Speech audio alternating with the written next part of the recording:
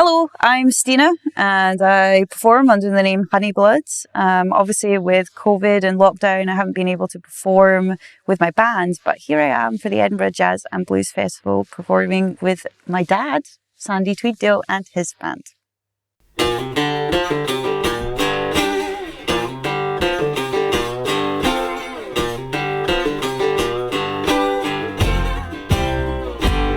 Hello. Hello. How are you? I'm doing quite well. Kind of wish this was our house. Yeah, a bit cold. Is this what your new studio is going to look like? Hopefully. Yeah, that's Hopefully. it. So we're playing some songs, and we both haven't played for a very long time. Over a year since the virus kind of hit. Yeah. What have you been doing for your lockdown? For my lockdown, I've been going back to writing songs again. First of all, I kind of went through stuff that I'd written in the past and re-recorded some of that and dug out old recordings I had and put them up on Bandcamp and things like that. You're getting a bit of traction on the Bandcamp. Yeah, it was doing quite good. Bandcamp Friday, first Friday of the month, support artists, very important. It's good that, it's good that people are, musicians now got to find a new way to make money, I suppose, you know? Right, well that's the thing, isn't it? But, I mean, both of us, we find joy in creating music as well. Usually when if I'm making an album, like with the Hyenas, when I used to be with them, or Blues and Trouble, to write songs for an album, I wouldn't write songs all the time. But I've been telling you, you've got at least one more album left in you. Oh, hopefully. And you kept on saying to me, I didn't have the time, I'm so busy. I gig 5 days a week and I don't have the time to write. And well, it's been quite good. Now you have. I know, life's changed quite a bit from gigging so much. And what about you? What have you been? Have you not started your own company or something? Yes, I started my own label and management business called Ice Pink Luck, which is a great idea in a pandemic when the music business is on fire. Just join. But yeah, and obviously I can't see my band. My band that live in London and Manchester, and I haven't seen them for over a year. So I'm going to join your band for a bit. Well, you have. That's what this session is all about, which is great, actually, because it's the first. There's not been many times that we've actually performed together. No, it's quite rare, and everyone always thinks that we do, but I think I'm so used to being the band leader in my band. And you're so used to being the band leader in your band. Yes. Can be difficult sometimes. This is the first time you've actually come into my band. I've always come into your projects in the past. So. Yeah, when was the last one then? Last time that we played together was Christmas show at Noiriki in Edinburgh. That's correct. And it was Tollcross. So one of the songs we're going to do, or you're going to sing, is a Tom Waits song. Which we did many years ago at Celtic Connections. Yes. Song is I Hope I Don't Fall in Love with You. And we played it at Roaming Roots Review, tongue twister, supporting Chris Christopherson of all people. And it was a bunch of songwriters that are Scotland-based who got together and got a chance to play one original song and one cover of a great, iconic songwriter. So I chose Tom Waits as my song.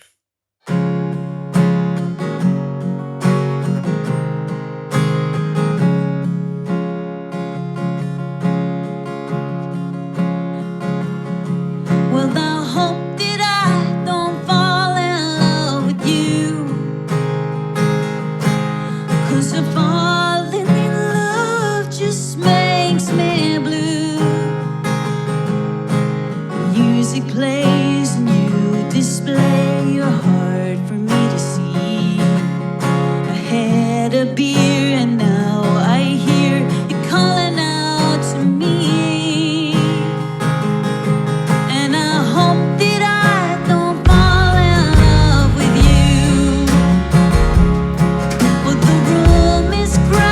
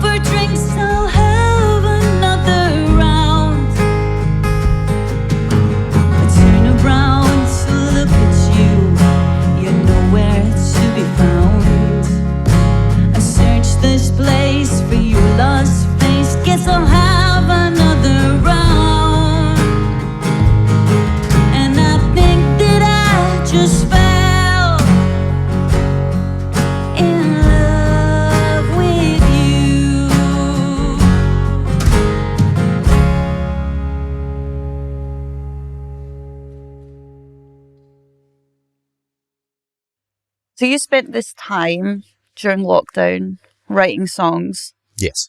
Not for an album as such, but you definitely got enough for an album now. Might do. I might do, yeah. Yeah. And you've chosen two that you've written in the last couple of months to Yes. play with the band.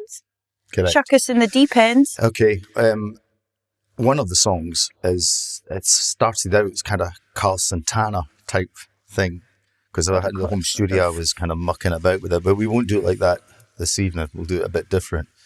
And that one's called I Still Lost You.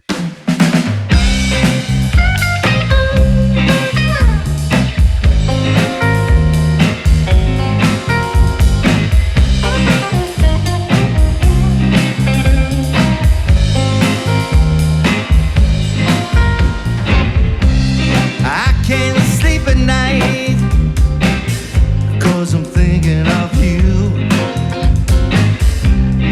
When I close my eyes, all I see is you. I don't know what went wrong. You know I tried my best, I still lost you.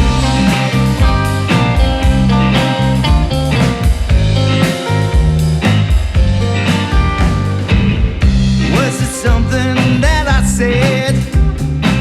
You know that it's not true. Was it something that I done? I didn't mean to hurt you. Please believe me when I say, you know I tried my best, I still lost you.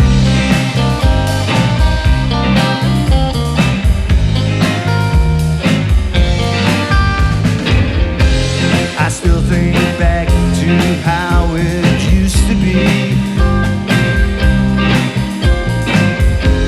It doesn't seem that long ago.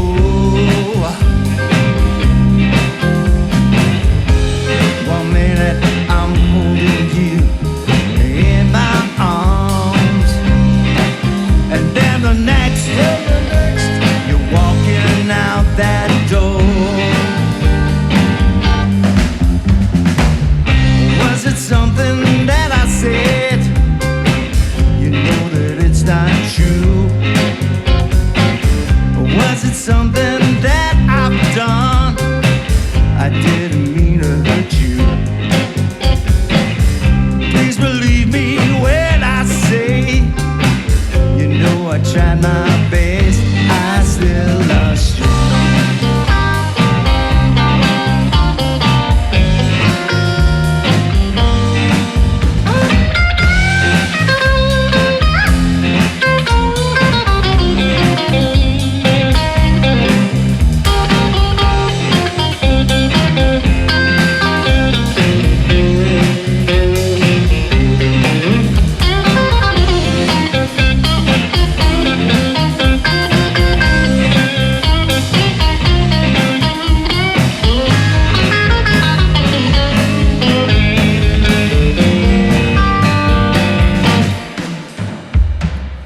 Was it something that I said?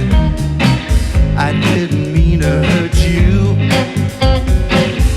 Was it something that I've done? You know that it's not true. Please believe me when I say, you know I tried my best, I still lost you.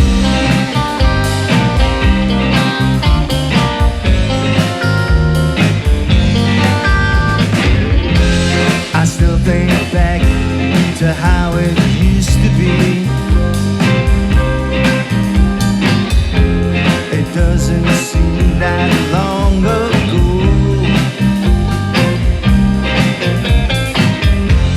One minute I'm holding you in my arms, and then the next you're walking out that door. But I still lost you.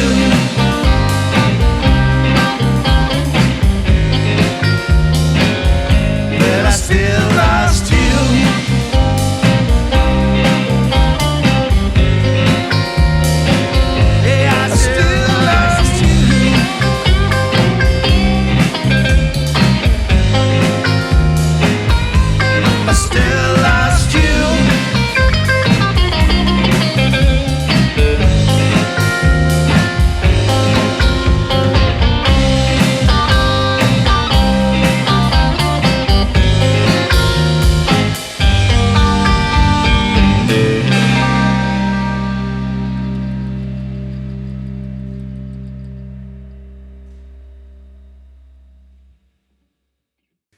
So, one of the songs you're going to do is a Dusty Springfield number called Spooky. Yes. Tell us why you want to play that. I really love Dusty as a singer, and one of my favourite performances of all time is a performance that Dusty Springfield does of a Bee Gees song. All right. To Love Somebody. She plays it with at the BBC. I think it must have aired live on something, but I think it's actually better than the original, and that's very hard to do with that song.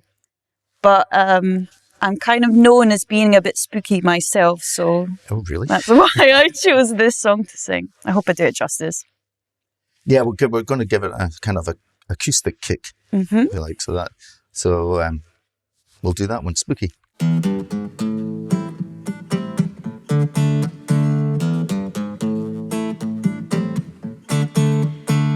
In the cool of the evening where everything is getting kind of groovy, you call me up and ask me would I like to go with you and see a movie.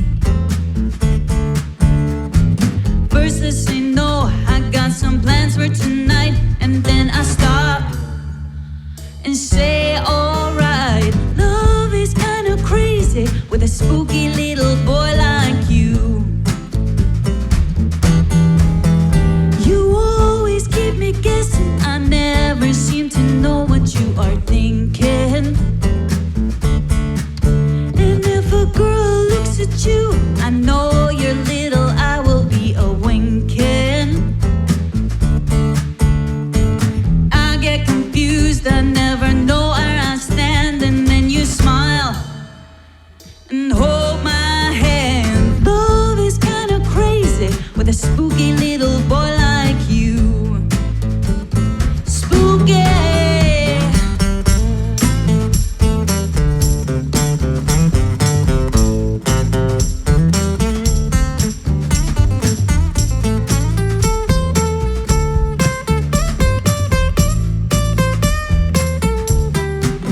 If you decided someday to stop your little game that you've been playing, I'm gonna tell you all the things that my heart's been dying to be saying. Just like a ghost, you've been haunting my dreams, but now I know you're not what you seem. Love is kind of crazy with a spooky little boy like you. Spooky. A spooky little boy like you.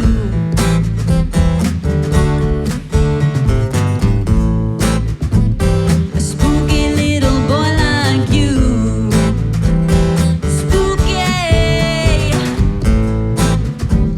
A spooky little boy like you. Spooky. A spooky little boy like you.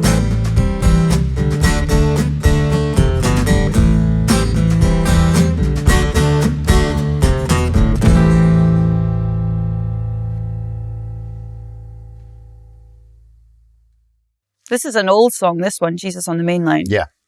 I've actually done this one quite a few times with quite a few different people, but not like this. We've kind of stripped it right back with the dobro, the national there, and the bass drum, and more of the vocals kind of cutting through. And I think it's How quite a old? good arrangement Sorry. that we're doing. How old's this guitar? I'm not sure. I think it's 1937. We were just talking about that. It belongs to a friend of mine who's always let me borrow it, which is great. And it's got a great sound, you know. Be good for this one, I think, definitely. Yeah, yeah. Speaking of guitars, the other guitar beside it there, that used to belong to somebody else, didn't it? That's been right round I the mean, world. I don't know what you're talking about. I found it and bought it myself. This is my guitar in the back here, my Telecaster, but it didn't belong to me before. It Well, belonged to you. It's the Honeyblood sound now that you Definitely. get because you record with that guitar all the time. Originally, that guitar, I bought that guitar when I kind of first joined Blues and Trouble, and that was my flying guitar. That was a guitar I took. I didn't take my old Strat. I took that and put that on the plane, and I changed the pickups on it to make it give it more beef, more growl. Because you had to be loud. Being in blues and trouble, You got to have be loud. super Yeah, loud. really loud. And so that went all over Germany, Europe mainly with maybe that one. And then I gave it to you and never got it back, basically. But I think it's in better hands with you than me. Well, it's definitely picked up a couple more dents, to be honest. Yeah. It's very road worn now, but you're right. It's been on every album that I've ever made, so It records well. it's my sound now. Yeah, which is great. Maybe I'll let you have a go. Okay.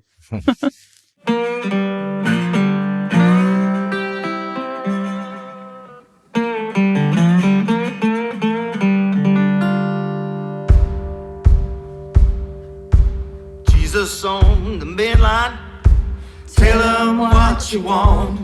Well, Jesus on the main line, tell him what you want. Well, Jesus on the main line, tell him what you want. You can call him up and tell him what you want. If you're sick and you can't get well, tell him what you want. Well, if you're sick, you can't get well, tell him what you want. Yes, if you're sick and you can't get well, tell him what you want. You can call him up and tell him what you want. The line ain't never busy, tell him what you want. You know that line ain't never busy, Lord, tell him what you want. The line ain't never busy, tell him what you want. You can call him up and tell him what you want.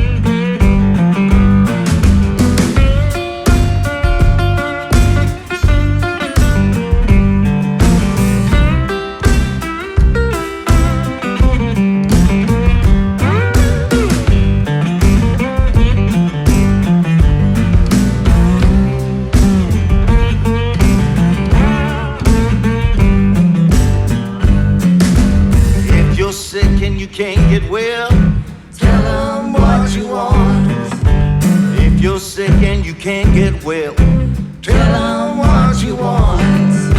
If you're sick and you can't get well, tell him what you want.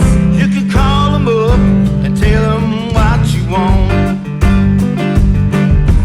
Jesus on the main line, tell him what you want. Well, Jesus on that main line, tell him what you want.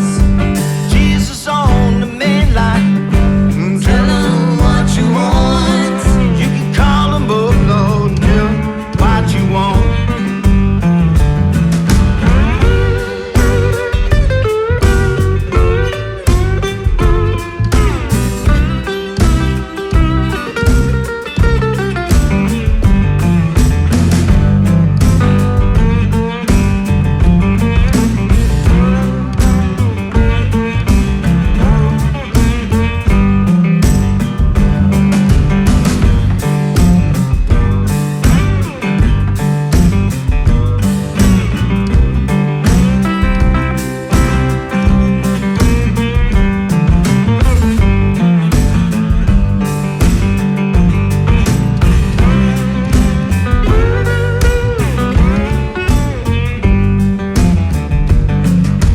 Jesus on the main line, tell him what you want. I said Jesus on the main line, tell him what you want.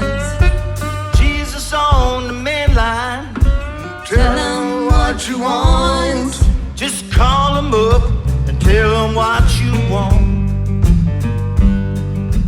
Jesus on the main line, tell him what you want. I said Jesus on that main line, tell him what you want. Well, Jesus on the main line, tell him what you want. You can call him up and tell him what you want.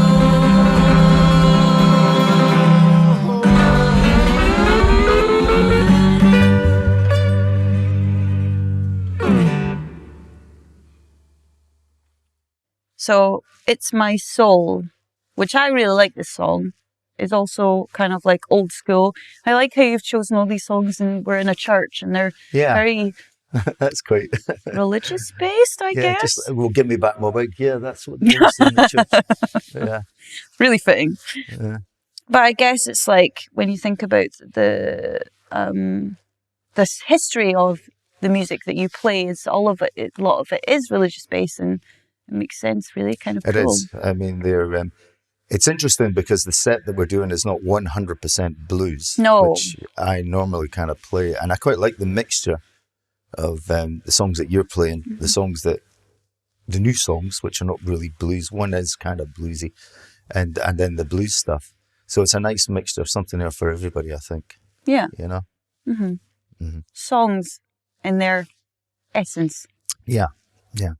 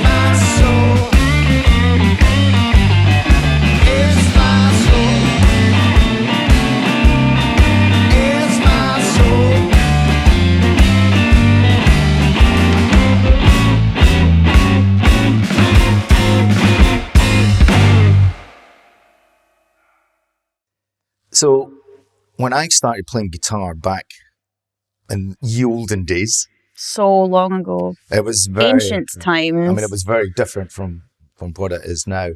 I kind of got my trade kind of coming through my guitar teacher actually asked me to stand and play bass in his club band That's how I started. Yeah, what age were you? I think my first gig, I was just turning 15. I think it was. What age did you say you were? I said I was older. Aye. I said I was older. I always looked older. Still do. And what was your first gig? I don't know. What was my first gig? I couldn't tell you now. Well, you were in the band The Boycotts before you started Honeyblood. Yeah. And you played Team the Park. I remember that. With my first band. With your first band. That was probably your first major gig. Yeah. I mean, I played around Glasgow with that band. But I think I was playing gigs way before that. I think actually my first ever gig was in a church also in Craiglocker. And I think that you set the PA up for me and did the sound. Oh, yeah. That's not there any longer. Isn't it? Yeah. Well, yeah, I remember that, yeah. We just rented the hall and then we had like kind of bands from school play at it and you set up the PA and did the sound for us. Yeah. Gee whiz. That was a long time ago. I mean, yeah, it was a very long time ago. Mm-hmm. But I was trying to work out actually the other day how many gigs I've played. And I actually couldn't even work it out because I think I've How many countries then? I'll try that. I have worked this out once or twice before. I have no idea. But I think I probably play easily 100 shows a year up until this point where lockdown, and I played 0. So I know. Well, that's like everybody, I'm afraid. You know? Yeah, and if you have been doing this maybe for 10 years, next year, so 9 years. So nearly, let's say next year, hopefully nearing 900 shows. I don't know. Wow. That's me rounding up. I don't actually know. How many shows have you played? 1 million? Oh, I don't know. I don't really tour now. You know, I don't. No, really but you go. have done in the past. Yeah, with lots of people, different people, not just the band I was in, but because at one point I used to get the call, and there used to be a guitar player for whoever turn up, and I would go away with them, you know, and play. But it's quite hard. I found it quite hard. I enjoyed it, but it's taken its toll. You know, it's not an easy life. People think being a musician is an easy life and it's great fun, but after a few years, it kind of wears you down.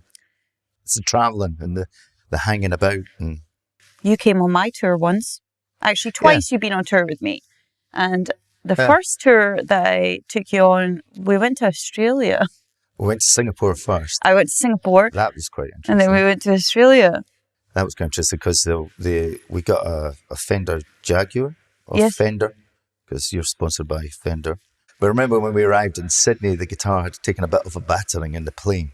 Okay, and we had to go and find a luthier to set it all up. Yes. Right before your show.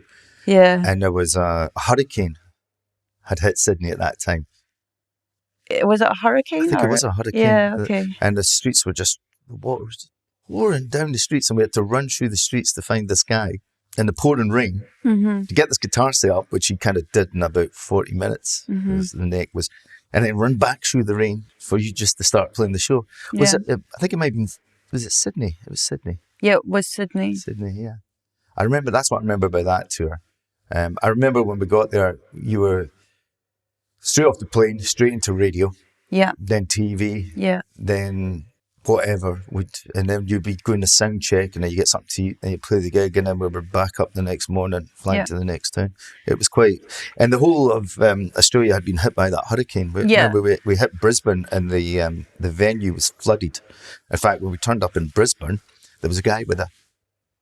Honestly, brushing the water out. You come from Scotland and you're like, yay, let's go to Australia. It's sunny and warm there, and you just bring the rain with you. Yeah, that was wild. That was good fun.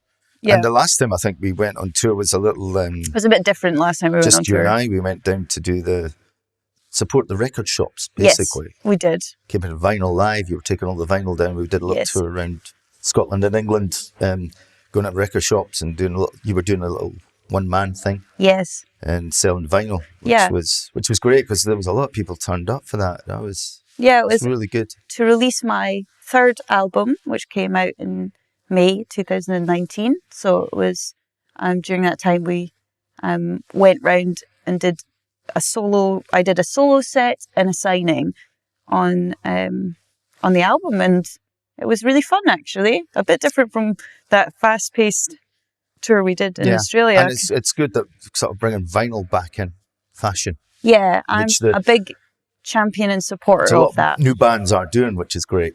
You know, and I think that's fantastic. Don't think it's old-fashioned? No, well, a lot of people would say music sounds better on vinyl than any other sort of format, you know. I would agree. Well, people say that, you know. Except from live. Except for live, which we're going to do here. Yeah.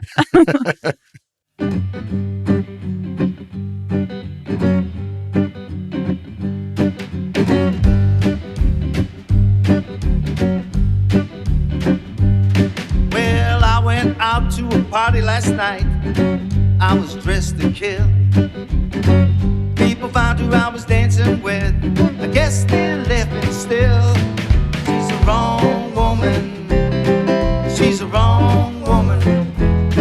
She's a wrong woman. I was out with last night.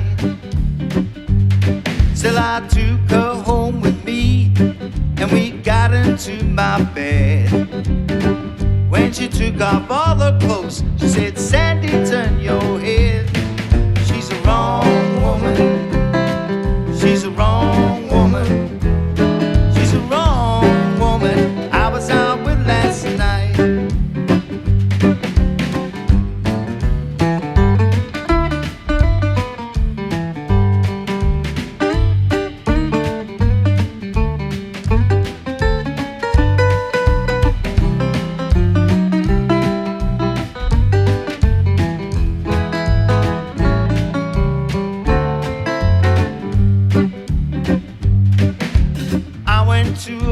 Last night I knocked upon the door. When a woman came to the door, she said, don't do that no more. She's a wrong woman. She's a wrong woman. She's a wrong woman. I was out with last night, but I looked up at her face and I looked down at her feet. She was built like an automobile, and she had no rumble seat. But she's a wrong woman. She's a wrong woman. She's a wrong woman that I was out with last night.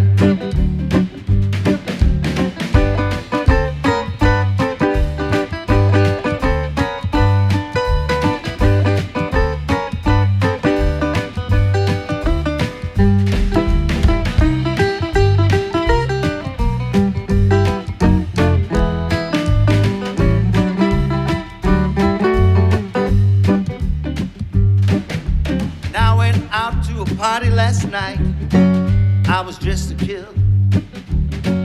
People found who I was dancing with. Guess still they've been still. She's a wrong woman. She's a wrong woman. She's a wrong woman. I was out with last night. She was the wrong woman. The wrong woman. The wrong woman. I was out with last night. She was the wrong woman. The wrong woman. She was the wrong woman that I was out with last night.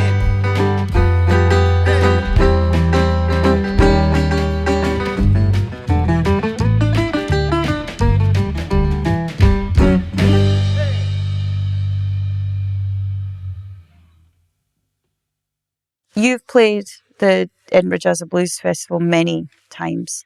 Lots of times, yes. What, for you, has been some of the highlights? Oh, wow.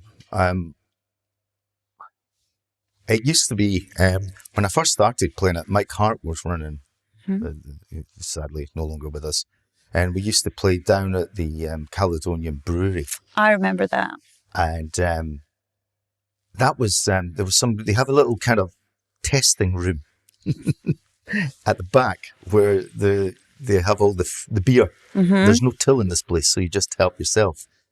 And that sounds ideal, doesn't it? Yeah, I was playing with my band down there, and I think I was sitting in that room, and Tam White, who's famous Scottish blues singer, came in and said, you've been sitting in here a long time, you know. He says, you're not playing? I said, yeah, I am playing. He says, all right. So he sat down, we had a couple of drinks, and then he said he was going to do a set. And he says, you've got to come out and watch me play, are you? I'm going, yeah. And he went up and he started singing. And I came out for about 5 minutes, had a look, and went back in and sat down and started drinking again. And he came back through and he was shouting at me, you never came and saw me play. You've been sitting here all this time. And I did the exact same thing to Blues and Trouble before I joined the band. In fact, it was in that very room that the drummer and the bass player, they had just done their set. I'd come off stage. They didn't have a great show. And they sat down and said, would I join the band? They said, we're changing the format. We don't want the keyboard player any longer. When I come in as the guitar player, or one of the guitar players. And I said, yeah, sure. And they said, great, we're off to Norway next week. You're in the band. And I was like, oh, what about the songs? Oh, you can learn them on the way. That was on the plane over? Yeah, basically. You know? Well, and that was the beginning of that. You'd been playing in your own bands. The Blue Hyenas. Yeah, for quite a long time. Nearly all my life, probably. Yeah, I think that band started in 1991. And we used to do a lot in Newcastle. So we used to go down to Newcastle a lot. You know, in fact, we're probably, I think for 10 years, I never actually played in Edinburgh. I would play in Newcastle, I'd play in Dundee, Aberdeen, Inverness, Glasgow, but never played in Edinburgh. There didn't seem to be, because the places like the Preservation Hall had kind of shut down, and other places where there was a really, when I came back, because I used to live in Australia, as you know, when I came back to Scotland, well, I was living in Denmark and I came over here and I met your mum, but I met this other great guitarist called Stevie Hay, who's no longer with us, who persuaded me to join his band, Texas Breakfast, because I was going to go back to Denmark because I had a tour lined up with a kind of show band over there. And at that point, there were so many great venues in Edinburgh in the mid to late 80s, the Preservation Hall, the Lord Darnley, just to name two, and a lot of blues bands. You know, a lot of kind of... Like a scene? Yeah, there was a great scene, you know.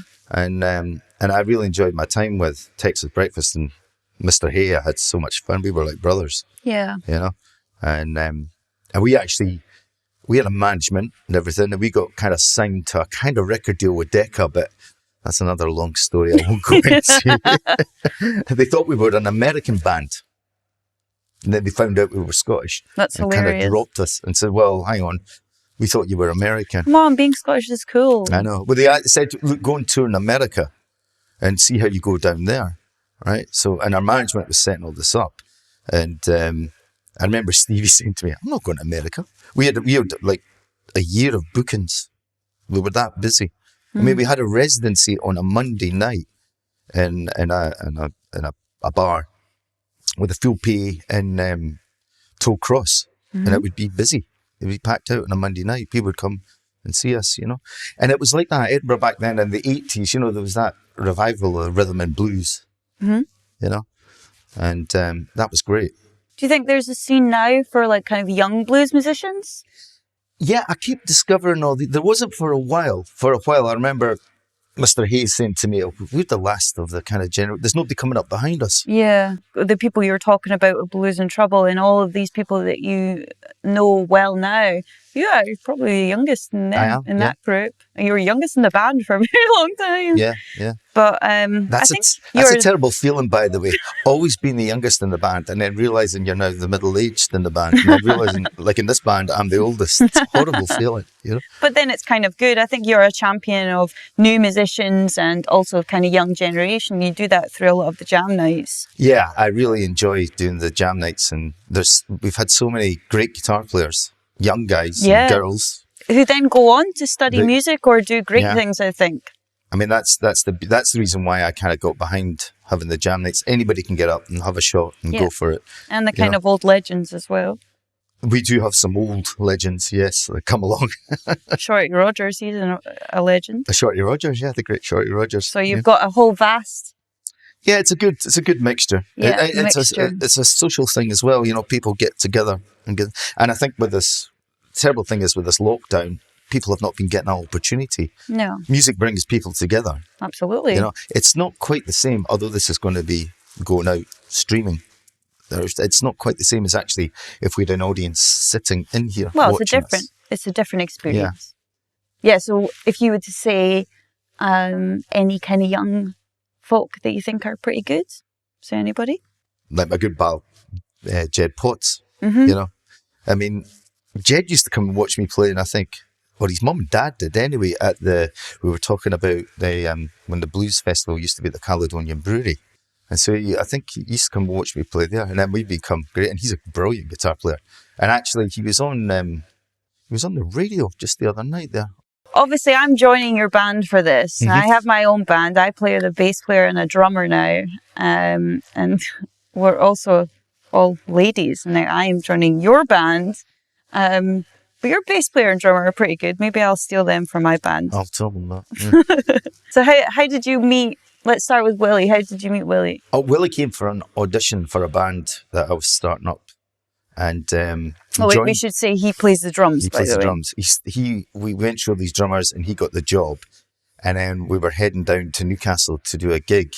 And he phoned me up and said, I can't make it. This was his very first gig. So he said, don't worry, I've got somebody else to take my place. So this Australian lad, Geordie, turned up and he came with us and we got on like a house on fire. Really great fun because I drove him down there and he was great. And then I phoned up Willie the next day and said, by the way, you're fired. He's never forgiven me for that. Well, he's playing in your band tonight. I So. know. He brings it up every now and then. I met Chris through another band. I sat in as the guitar player because the guitar player couldn't make it. I met Chris. I can't remember the name of the band. And then I didn't see him for about 10 years. We just lost contact. And a friend who knew both of us kind of said, do you know, there was a story that happened to me one night that I can't really repeat on camera that I told Chris. And Chris told this guy and said this, and it clicked something on my head. And said, oh, yeah, I remember that guy. You know, it was kind of after a show. And then we just kind of hooked up again. He's played in many of your bands and what you've done over the years. Well, these two guys, Willie and Chris, play with me now with Maggie Bell and Maggie Bell's band. That's it. They're the kind of rhythm section of Maggie Bell's band. But I mean, they're great. They're fantastic musicians, you know. And I mean, they play in a lot of different bands themselves, you know, which is great. But we do kind of get on well. It's nice to play with people that you actually you have a social thing with. You know, we're all kind of on the same page, not just musically. Yeah, I mean, that's very important. Yeah. Well, there's a lot of bands that, you know, don't get on that well they play. But I think that's important. Let me ask you about Honeyblood. Honeyblood started out as a duo. Why was that? So. Why did you not? I mean, it didn't really. It started out as me just writing some songs. At this point, I lived in your house. Did you? Yes, I did. And then I moved back to Glasgow after having a bit of time away from there. And when I moved back, I met Shona, who then went on to be the first drummer of many in my bands. And I really wanted it to be all women because I just come from being in a band with 3 dudes, and I really liked the dynamic of playing with women. And I couldn't find a female bass player, so I was just like, okay, don't worry about it. I'll just play the bass and the guitar. So Which you do really well, but you kind of use the way you play chords and with the octave doubler that you used to use. Yeah, it used to be like chasing, like sort of like, I don't know, like people who chase tornadoes or something. Like white knuckle, right? One through one amp, the bass part through one amp and the guitar through that, so it gives you the illusion that there is a bass player there. That was quite clever, and it was such a full sound. Thanks. You know? It's always changing, so during that time I just felt like you can never get the perfect way of doing it. And then I got a bass player and I don't care anymore. Do you find it easier having a bass player? I love it. So I toured with this band called Pins, and they are great friends of mine from Manchester. And again, we have like-minded sensibility when it comes to the music business and the kind of music that we make. And the bass player in that band, Anna, I just phoned her up one day and went, I'm making a new record and I'm sick of playing the bass myself. So do you want to play bass? And she said, yep. And I'll also sing all the harmonies. And I was like, excellent. Yeah, So, she's got a great voice. Yeah, she's got a great voice. Only thing about her is she's 6 foot tall and I'm 5'3". And at one point, someone who works on my team said, oh no, you need to do something about Anna being so tall because nobody can see Stina in the crowd. really? Because I'm the shortest person on stage now if there's a drum riser and Debbie's on there. I see, you should always pick people in your band that are not as good looking as yourself. Well, I mean, we had this discussion the other day. Yeah, I'm in trouble then because I've got trouble, isn't it? I've got literally the Malibu Barbie playing the drums now, and an actual Amazonian model playing bass for me. So there you go. Thanks for those jeans there, Dad. I've got Willie playing the drums. I'm all right. Yeah. I love it. I love playing in a trio. I think it's much better for me. It feels super comfortable. It feels super full, but like not too much. Everybody sings in my band and it hits like, you know, all the right notes. Yeah, so I love it. I think I feel the most confident I felt ever performing live with this setup that I have in my band. The first time you saw the band, I think the new incarnation of Honeyblood was at Summerhall in Edinburgh. That was a great gig. Thanks. That was a really good gig. And actually, last year for Edinburgh Festival, during COVID obviously, I had a gig booked at Summerhall on the 1st of August. And that has been postponed, but I'm hoping that we will be able to play in that wonderful venue again, because I really like that one. Yeah, that's a great venue. Mm-hmm. It's a great venue.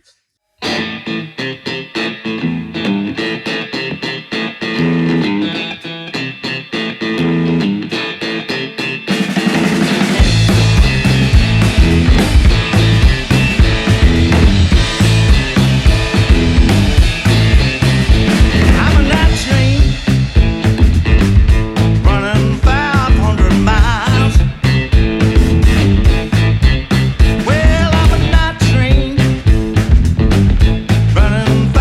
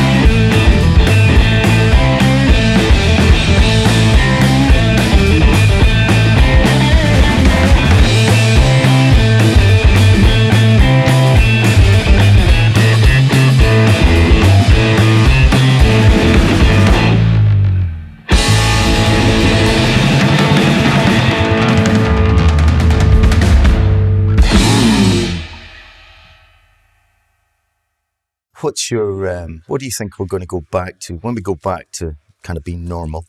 Do you think it's going to be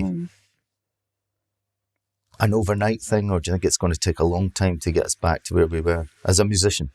I hope that people will be encouraged by the fact that, you know, we've all been in the same boat for a year plus.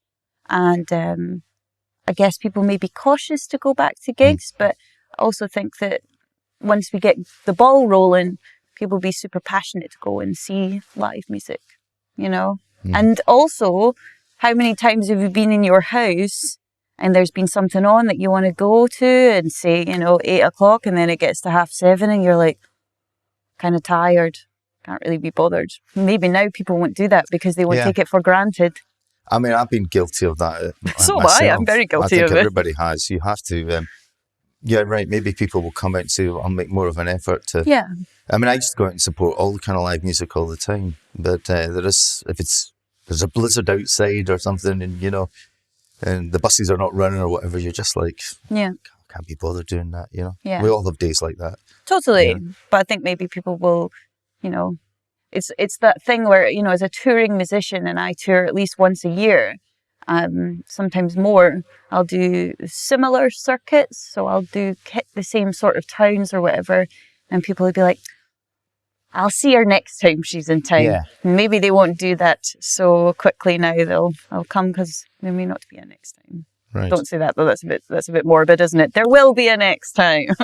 Well, no, you've got your own band, Honeyblood. Yeah. So tell us what kind of influenced you to get into the music, and who you really like in the music business that got you kind of started. Well, so I had a guitar teacher that you know, Stephen Polwart, who taught me how to play guitar at school. And Stephen's, just so people know who Stephen's sister is. His sister is Corinne Polwart. And he plays guitar in her band, doesn't he? He does. Now, yeah. Yes. And he taught me how to play guitar, and although there was loads of guitars in the house, I never really played the guitar up until that point, really. Yeah. Well, you did have a wee bit of... I always think you've got a mixture of, because Stephen's got a kind of folky player. Yeah, he plays like kind of weird chord shapes, which is maybe where I got that from. I think you get that from, and I think with playing with me and doing that, you got that kind of the rock and roll part. Well, I like to think that. Oh, okay. So you've got this, and that was when you were doing the bass runs and playing those strange chords and doing both parts. I think that came in handy when Honeyblood was a duo. Yeah, you know? Totally. Kind of stuff I was influenced by, I guess, like back in the day, like a lot of kind of like female guitar players. So like obviously you imitate what you see, and PG Harvey is a big one for me, one of my favorites, and the Breeders, and kind of like all that kind of 90s stuff. And that sound also, because I remember getting my first ever overdrive pedal and I was like, wow, this makes it sound cool.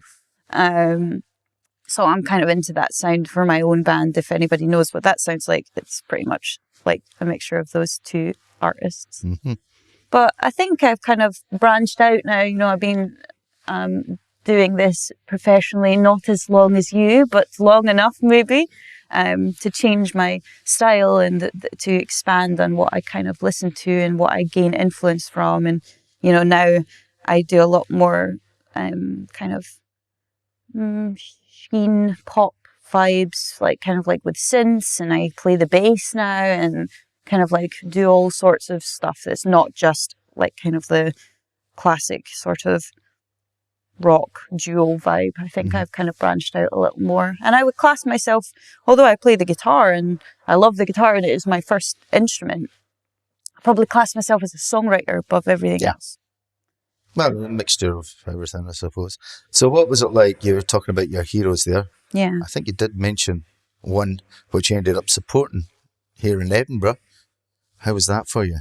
I've been very lucky in my career to have met tons of people that I hold very high in regard in music, and also it's so nice when you meet them and they don't think that you're rubbish, which is like kind of nice, because you don't want to meet someone and then be like, I don't like your music. But so I got the chance to support the Foo Fighters in 2015 Murrayfield in Edinburgh, which is hands down the biggest gig I ever played. It was to 60,000 people, although there definitely wasn't that many in when we were on, but that was how the capacity of the And you were supposed to Murrayfield. be supporting them last year in Spain, but that got called off, Yes. fortunately.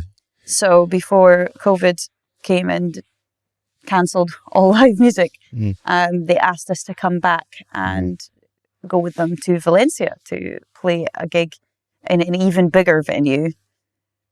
So no pressure there. But that's been rescheduled, so we'll Okay, see if that's that goes That's ahead. good. That's good. I hope so, fingers crossed.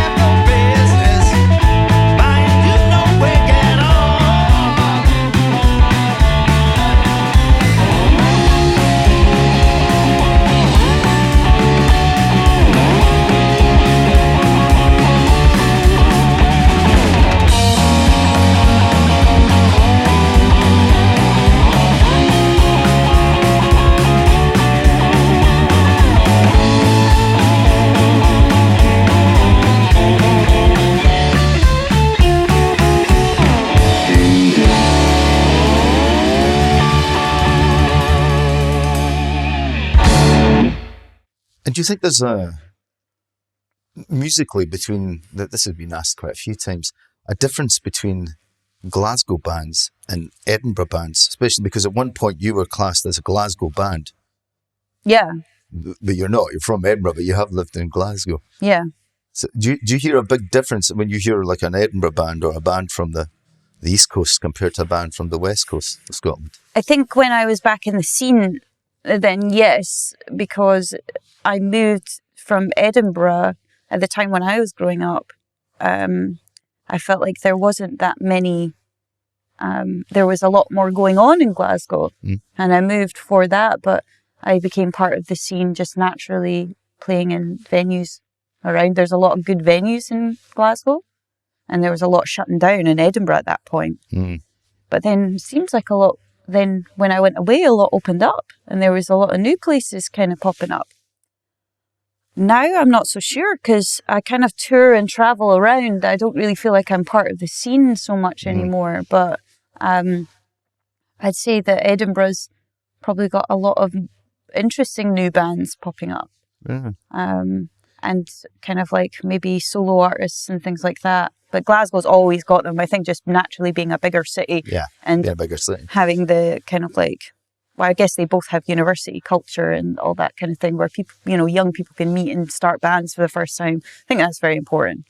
But there's always been that divide between the two cities. There has. I remember a drummer, an older drummer that I worked with, when he came into Blues and Trouble for a while, he thought that Blues and Trouble sounded like a West Coast band rather than an East Coast, because he always said the people that came from Edinburgh or the East Coast were more kind of jazzy, right? And the people that came from Glasgow that way, and a bit harder, maybe. Yeah, it was a harder sound. It was more rock and roll, as he said it. But I mean, if you think about Chris's dad, who's in Nazareth, they're quite a hard sounding band, and they're Dunfermline, so they're an East Coast band, so I don't know if that's really all that fair. Well, let's talk about one of our favourite Glaswegians, Maggie Bell. Maggie, okay. And she's a pretty rock and roll. She's very rock and roll. Even now? Yep. She's totally rock and roll. How long have you been playing with Maggie? It must be getting close to... The first time I met her was a part of the Edinburgh Jazz and Blues Festival, when we used to hold it in the Jam House here in Edinburgh. And I was actually, although I was playing, I was also comparing, I was also introducing the bands, And at that time, Maggie was smoking quite heavily. And she had a great band with Zoot Money and all sorts of great musicians. And they would play a song, and then she would come off and go outside for a cigarette. And so she was, every second song, she was coming off and going for or the same cigarette, She was... It's pretty rock and roll, yes. Yeah, she was quite bad. She doesn't smoke now. No. And I met her then, and I just... I clicked with her straight away. We clicked straight away. And it's a terrible thing, but what happened was I was over playing a festival in France with Blues and Trouble.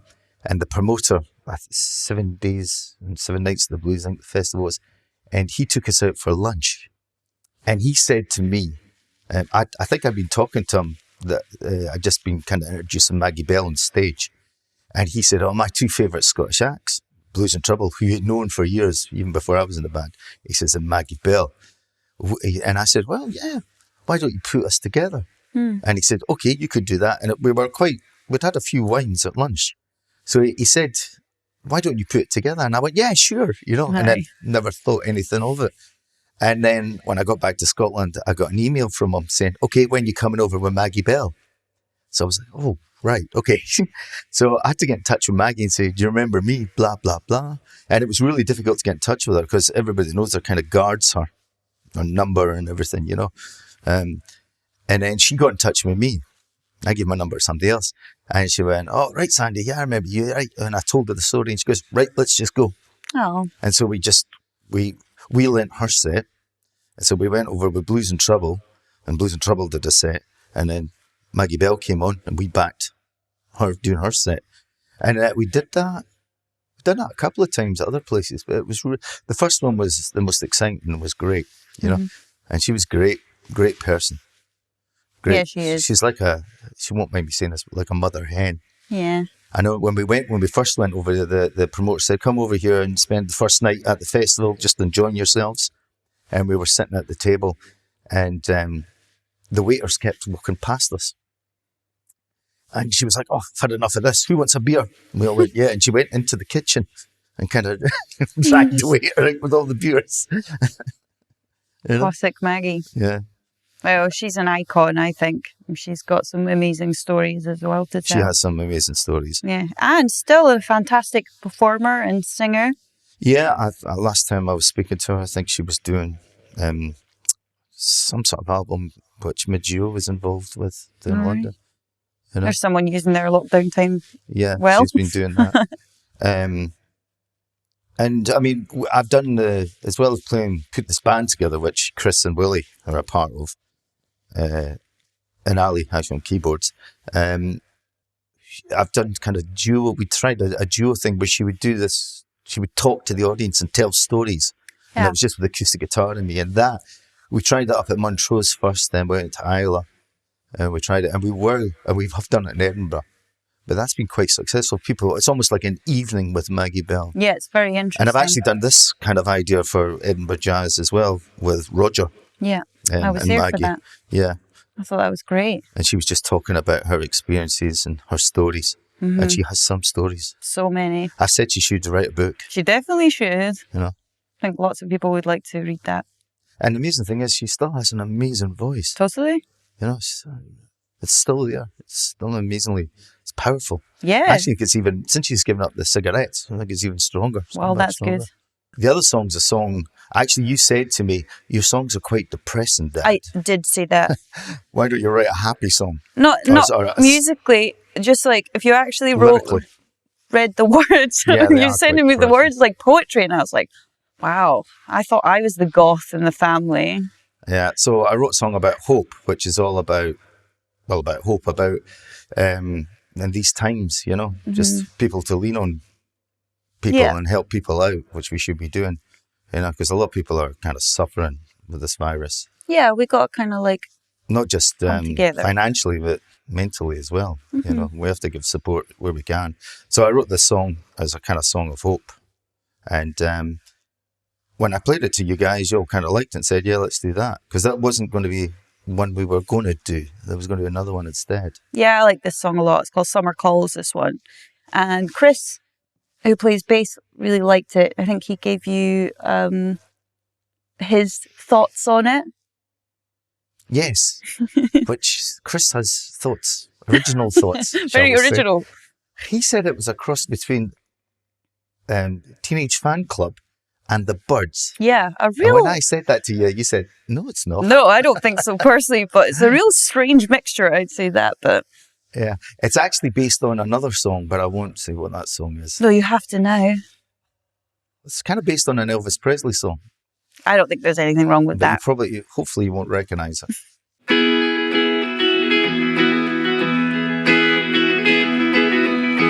When the snow's all around you and the summer's gone behind you, all you feel is the frost and everything that you lost. Just take my hand, I will help you. Don't look back, I'll guide you through till the dark winter nights have gone. Summer comes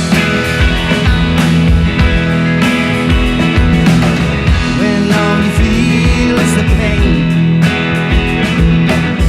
It sticks to you just like rain. Just listen out for my call. I will catch you when you fall. Just take my hand.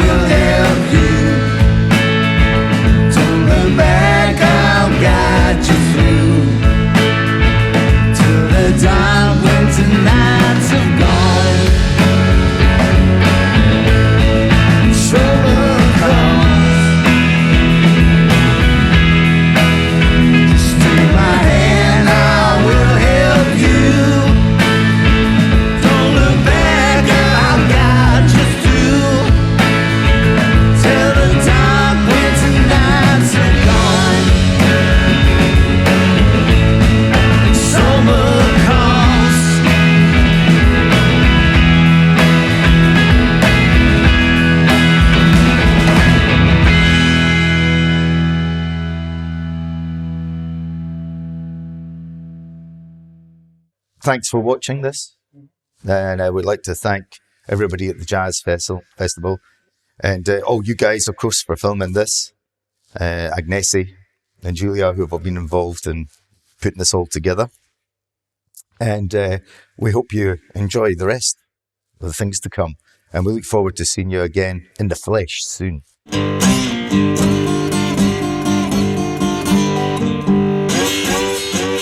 I'm on my way, out of here.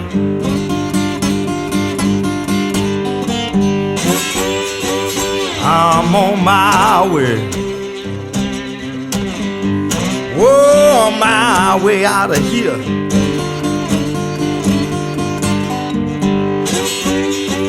I made a deal with a man. Whoa, my way out of here.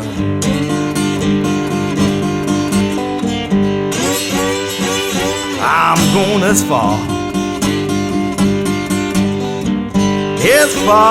as a crow flies.